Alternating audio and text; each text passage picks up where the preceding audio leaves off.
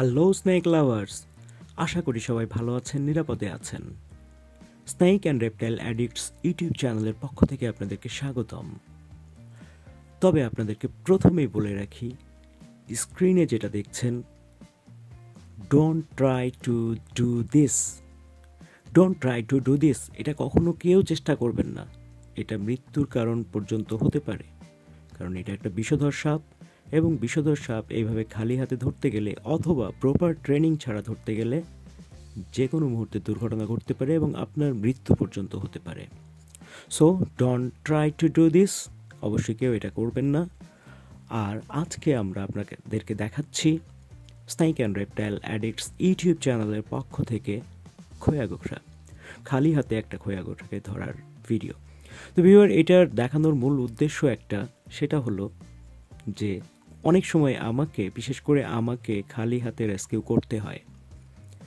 যখন rescue call আসে, যদি ভেনোমাস স্নেক হয়, ইনস্ট্যান্ট যদি আমি সেটাকে রেসপন্স না করি, বেশিরভাগ ক্ষেত্রেই সেই সাপটাকে হত্যা করে ফেলা হয়, একটু দেরি হলেই হত্যা করা হয়।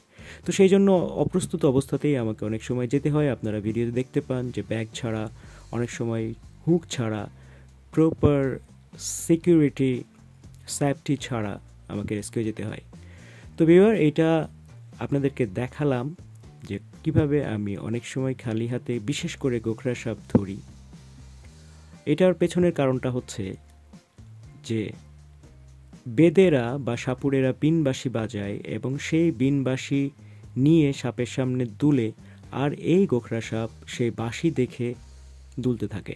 আর মানুষ মনে করে যে বিনবাঁশির সাউন্ডে সাপ নাচছে। আসলে তা না।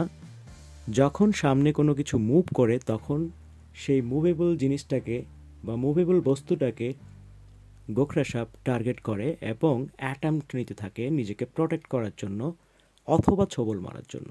এটা হচ্ছে নাড়ার মূল কারণ। এই যে এখানে দেখেন, আমি পেছন থেকে হাত দিয়ে তার মাথাটা ধরে নিয়েছি, সে কিন্তু বুঝতেই পারেনি। কারণ হচ্ছে তার মুখের চোখের সামনের দিকে আমার আরেকটা হাত মুভ করাচ্ছিলাম, যে কারণে সে পেছন দিকটাতে খেয়াল করতে পারেনি। তো ভিউয়ার, আমাদের ভিডিও কেমন লাগছে অবশ্যই কমেন্ট করে জানাবেন।